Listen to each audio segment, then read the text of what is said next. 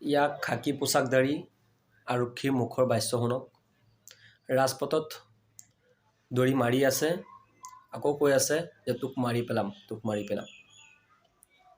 এয়া আমাৰ অসমৰ আৰক্ষী নহয়, এয়া হৈছে আৰক্ষীৰ পোছাক পিন্ধা বা খাকী পোছাক পিন্ধা একাংশ গুণ্ডা।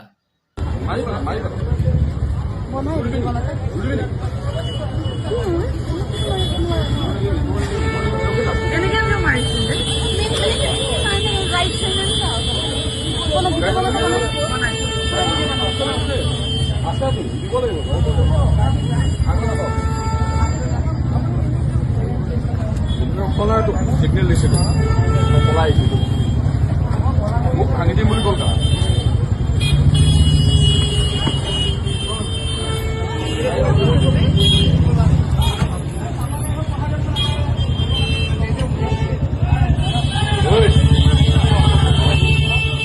দুদিন ধৰি ছ'চিয়েল মিডিয়া খুলিবই নোৱাৰোঁ।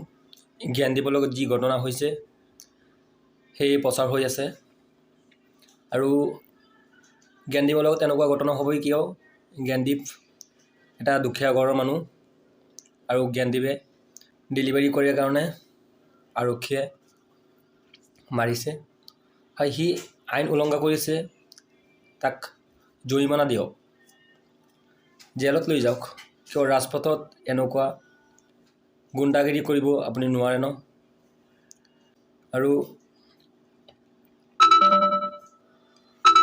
এনেকুৱা ঘটনা বহুতেই পাইছোঁ।